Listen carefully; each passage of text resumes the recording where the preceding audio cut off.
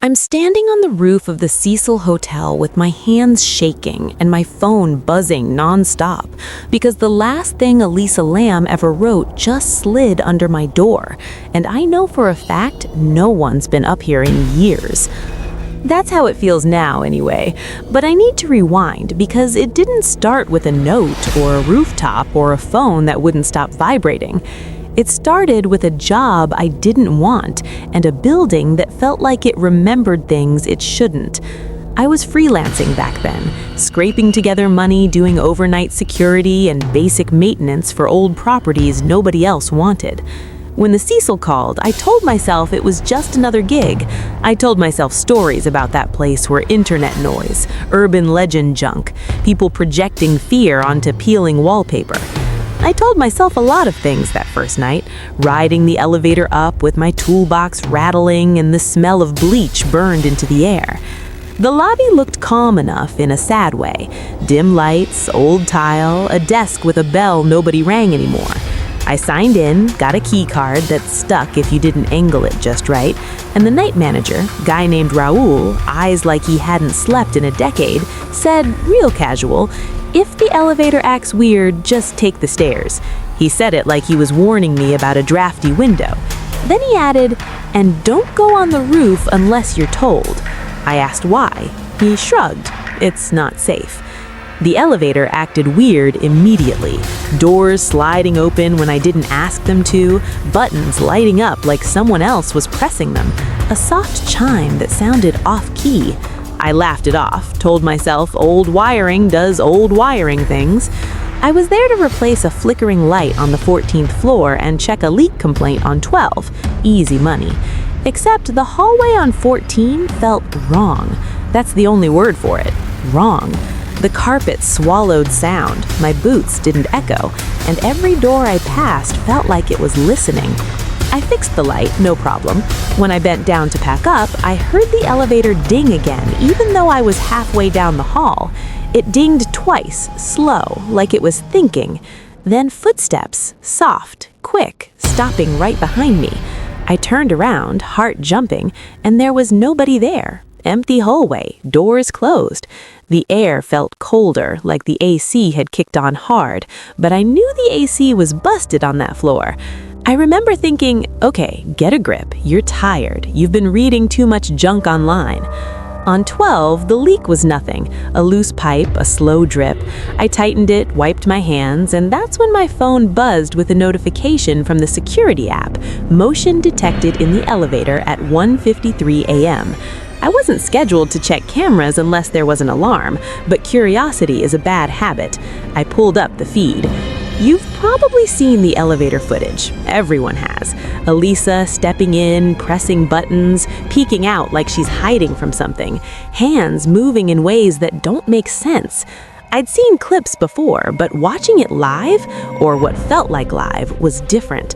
The timestamp jumped. The doors wouldn't close. She leaned out, looked down the hall, then back at the corner like someone was standing there. I felt my stomach drop because the hallway she was looking into was the same one I just left, 14. Same carpet, same dead quiet. The feed glitched, pixelated, froze on her face half-turned, eyes wide but not panicked, more confused, like she was listening to a voice only she could hear.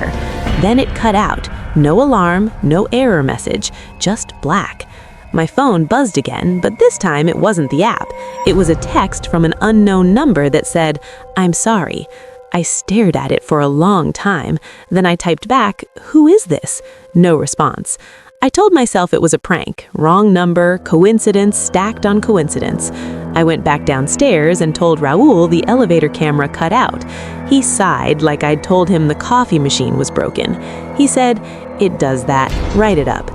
The next few nights blurred together. Small things kept happening. Lights turning off behind me, a door on 11 that never stayed shut, the elevator stopping on floors I didn't select, and always my phone buzzing at weird hours with messages that didn't make sense. "Do you hear it? I can't sleep. Please don't be mad." I blocked the number. A new one popped up. Same messages, different area code every time. Then the water complaints started. Guests saying the tap tasted metallic, smelled sweet. Maintenance checked the tanks on the roof and found nothing. I went with them my first time despite Raoul's warning. The door stuck like it didn't want to open. The night air hit me hard, cold and wet. City noise far below. The tanks loomed like black silhouettes. Everything looked normal, too normal. Except my phone buzzed again, and this time it wasn't a text. It was a note, literally, a photo sent from an unknown number, a piece of paper on a dirty surface, handwriting neat and slanted, 4 words in blue ink, "Please forgive me." My hands went numb. I showed it to the guys with me. They laughed, said it was probably a prank, someone messing with staff. But the paper in the photo had a tear on the corner, a jagged rip I recognized because I'd found the other half earlier that night in the elevator. It had been tucked behind the panel by the buttons, like someone hid it there. No writing on that half, just the tear. I didn't sleep after that. I went home in the mornings and lay on my couch staring at the ceiling, replaying the elevator footage in my head, the way Elisa's hands moved like she was trying to explain something without words.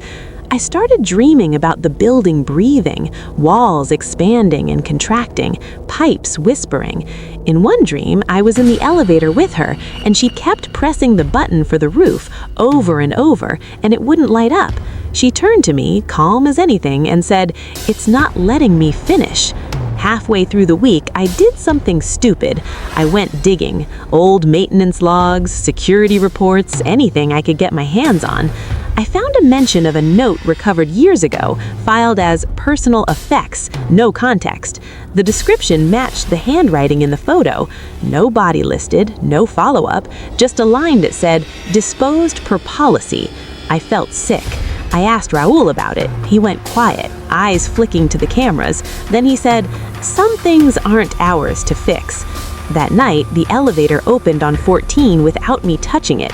I was alone in the car, doors sliding back to that soundless hallway.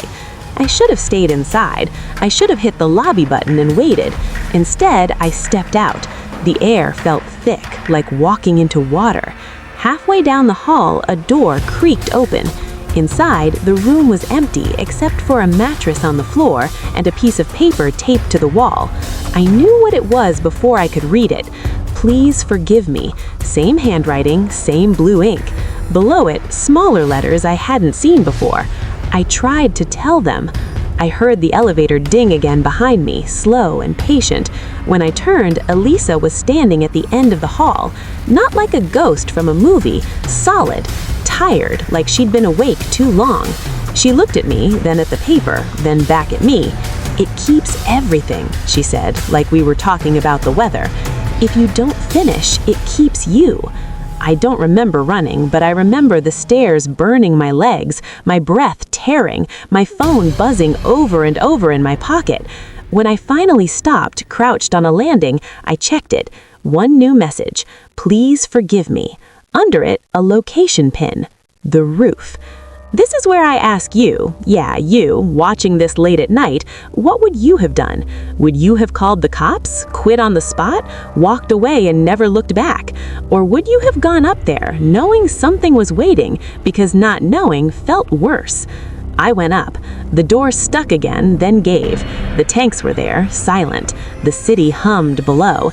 And on the concrete, right where the shadow fell deepest, was a notebook. Not soaked, not dirty, just sitting there. I picked it up with shaking hands and flipped it open. Pages of writing, dates, thoughts, fear, apologies. Elisa's voice clear as day, talking about being followed by something that didn't show up on cameras, something that learned her routines, her words. She wrote about the elevator refusing to take her where she needed to go unless she asked the right way. She wrote about the tanks, about how they listened.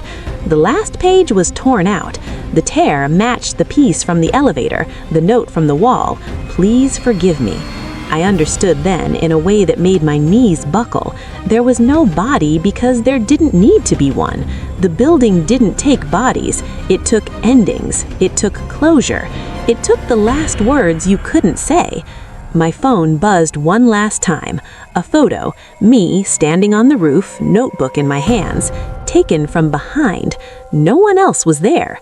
I quit the next day, walked out without a word, moved across the city, changed my number. For a while it stopped. Then, every now and then, late at night, my phone will light up with an unknown number and 4 words in blue ink, like the screen itself remembers. Please forgive me. I don't know what the building wants. I don't know if Elisa ever got to finish. I just know that some places don't let go, and some stories don't end just because we stop telling them.